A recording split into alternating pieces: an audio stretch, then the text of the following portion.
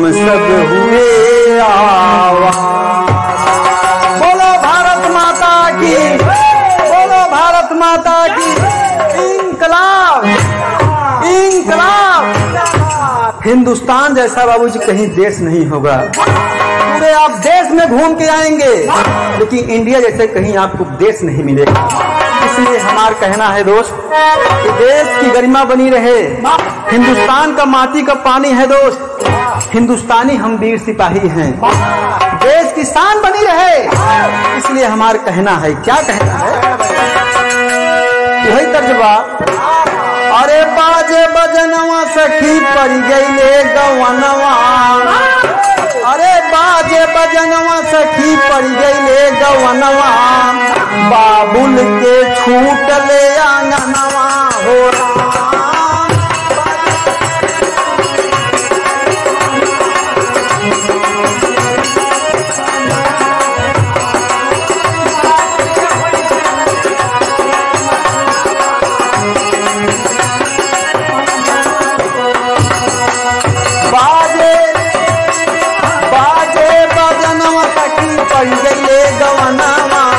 बाबुल के छूट ले आंगनवा हो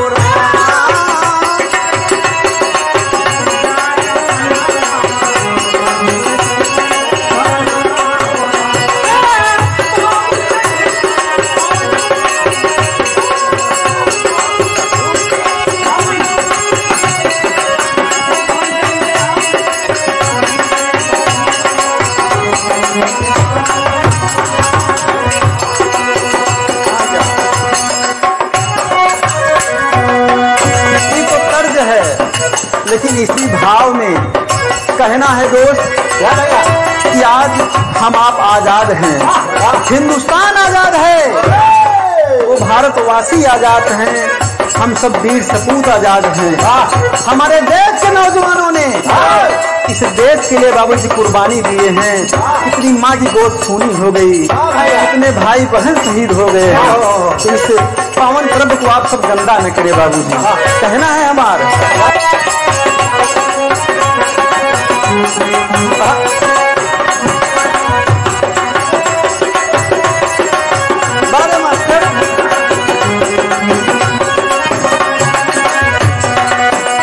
हमार कहना है दोस्त, क्या कहना है? हाँ नेता सुभाष गांधी जी है बलिदानवा, हाँ नेता सुभाष गांधी जी है बलिदानवा, लहरे तिरंगा निशानवा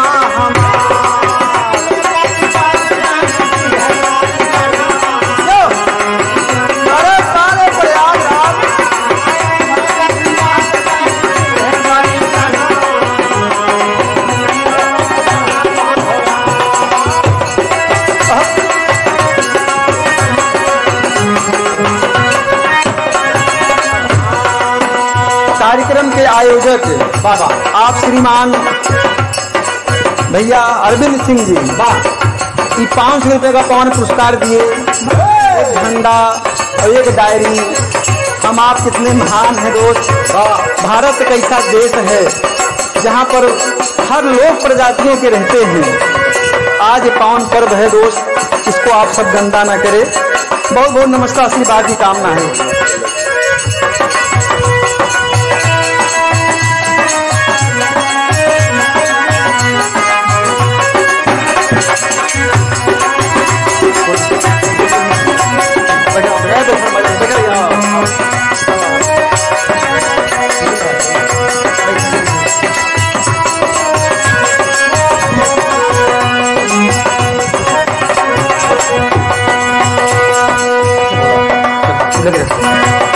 आप भाई सुंदर सिंह जी जो आप इंस्टीट्यूट में आज कार्यक्रम हो रहा है, 1000 रुपये का पुरस्कार दिए, साथ में सुंदर पुष्पहार, बहुत सारा माया का पुरस्कार। वाह वाह वाह, आप सब महान हैं दोस्त कि भारत जैसे देश में जन्म पाए हैं।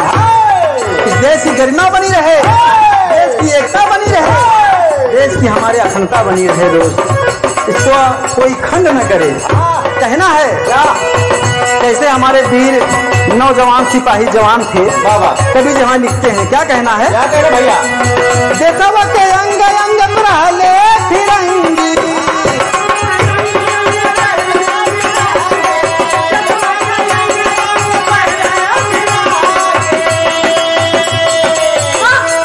देशवा के अंग अंग रहले फिरंगी,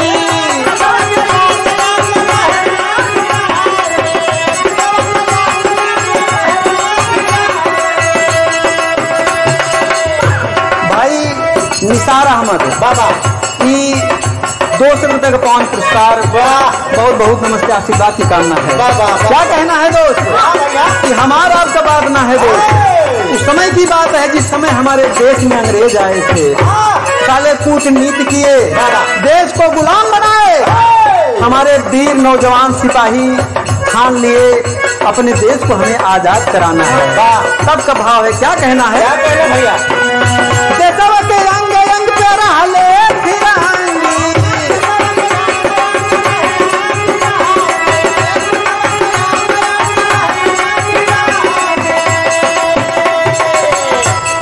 कैसे का सपना देखे पौबई सतरंगी, पग पे होत रहा सब कया मनावा, पग पे होत रहा सब कया मनावा, लहरे तिरंगा इस मनवा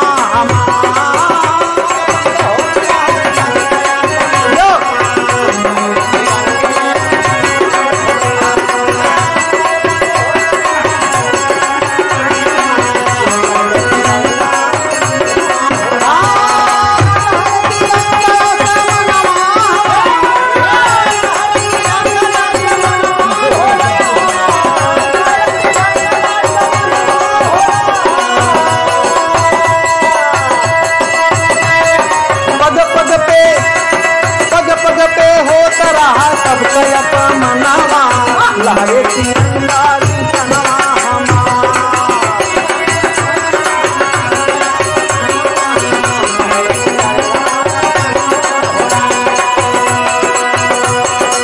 अगले भाव में क्या कहना है? बाबूजी यही नहीं, देश की नदियाँ, देश के बच्चे सब रो रहे हैं कि हम कब आजाद होंगे, हमें कब आजादी मिलेगी। अंग्रेज जीना हराम कर दिए हैं, खाना हराम कर दिए हैं, पीना हराम कर दिए हैं। क्या कहना है दूसरे भाव में? नदिया रुदन करे सुआ बहाए,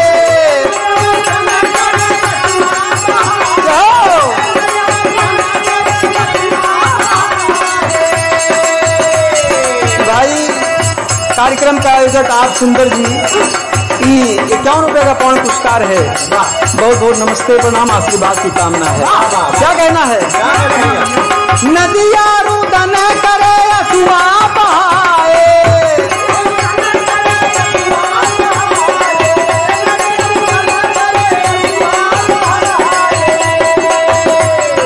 हिंद का हिमालय रहा सिर से झुकाए। आज हिंद का हिमालय भी, आज हिंद का हिमालय सिर झुका के रो रहा है बाबू। धरती माँ रो रही है कि हमें अंग्रेज से कब मुक्ति मिलेगी, गुलामी से कब मुक्ति मिलेगी। पूरे देश के वीर सपूत, नदियां, झील सब परेशान हैं। अंग्रेजों ने जीना हराम कर दिया दोस्त। क्या कहना है? नदिया रुदन करे, नदिया रुदन करे सुआ बहाए,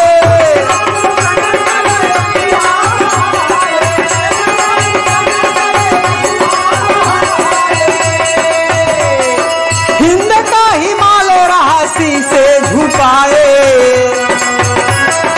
सिंधु सिंधु निहारे नहीं सूझे जतनावा, सिंधु निहारे नहीं सूझे जतनावा, लहरे तिरंगा इस मनवा।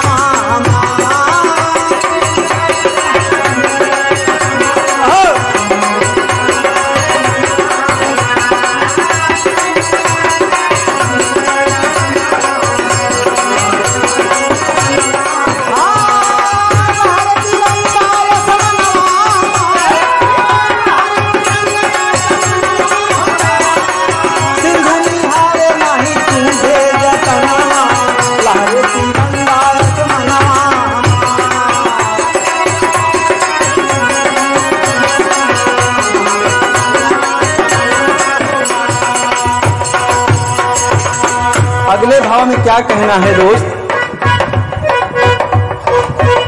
हमारे वीर कैसे थे, हर माँ के लाडले इस देश के लिए निकलते हैं दोस्त कि हमें अपनी माँ को आजाद कराना है, भारत माँ को आजाद कराना है। क्या कहते हैं दोस्त,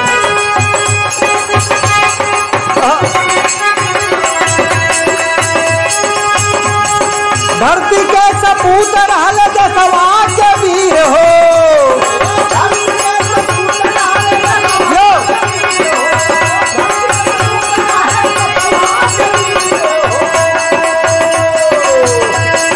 हिंद के दशा पे बहे नैना से नीर हो। नौजवान नन्हे मुन्ने बच्चे आंख से आंसू बहाते हैं, रोते हैं। माँ भारत माँ आज गुलामी के जंजीर में जकड़ी हुई है दोस्त। हमारे वीर सपूत तैयारी करके निकलते हैं, तो क्या कहना है, धरती के सपूत रहल दसवा के वीर हो,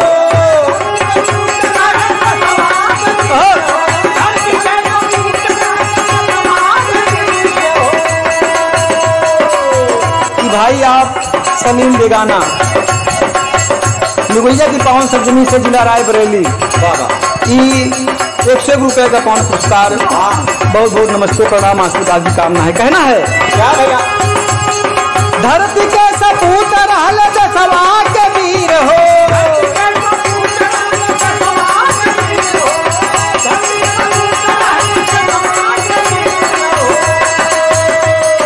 हिंद के दशा पे बहे नैना से नीर हो,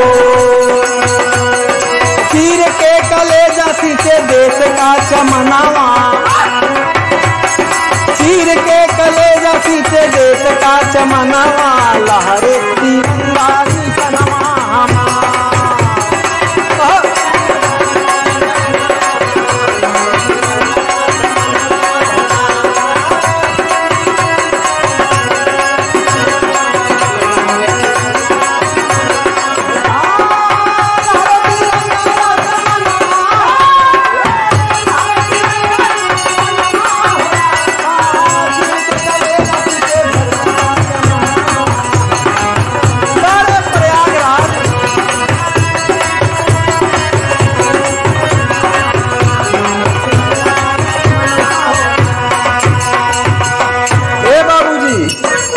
हमारे वीर नौजवानों का ये कुर्बानी बेकार नहीं गई दोस्त।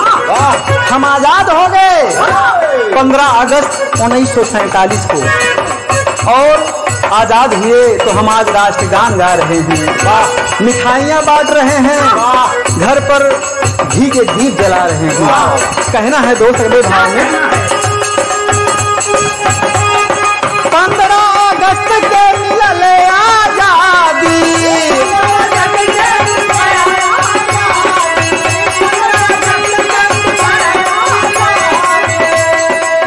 15 अगस्त को दोस्त हम आप आजाद हुए, इसलिए हमारा कहना है 15 अगस्त के मिलल आजादी,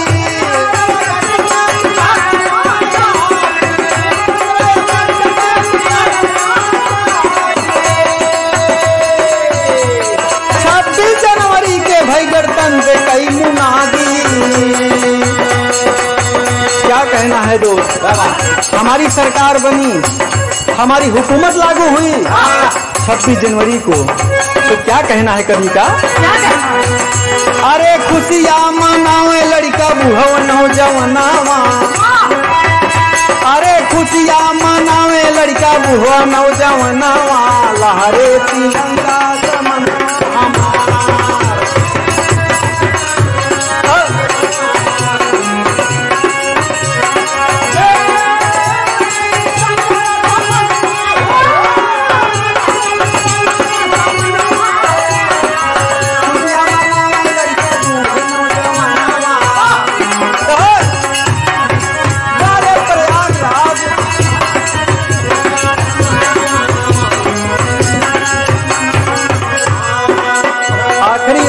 भाव में कहना हुआ दोस्त कि हम आप मिलजुल के रहे, हिंदू हो सिख हो, ईसाई हो, कोई भी जात धर्म का इंसान हो दोस्त, अपने देश की गरिमा आप सब कायम रखेंगे। बनाए रखे भैया, बनाए रखिए।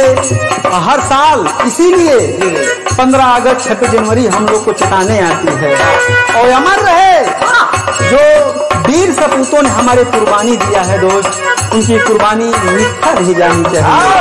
इसलिए हमारा अंतिम में क्या कहना है, बारे मास्टर, भारत का तिरंगा हमारा आन बान शान है,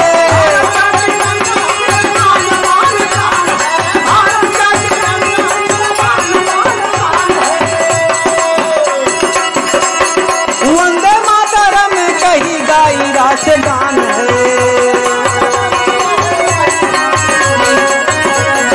भारत का तिरंगा हमारा आन बान शान है, भारत का तिरंगा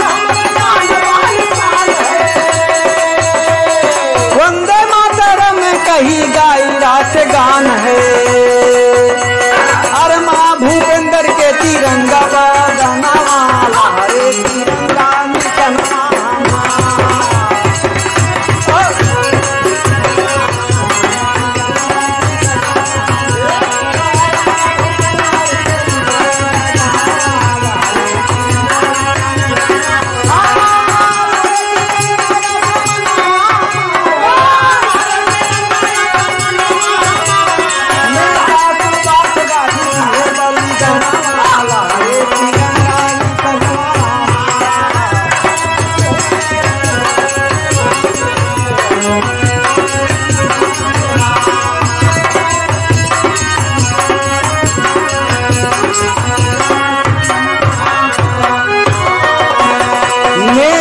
सुभाष गांधी अरे दिहे बलिदानवा, अल्लाह रे तिरंगा निशान।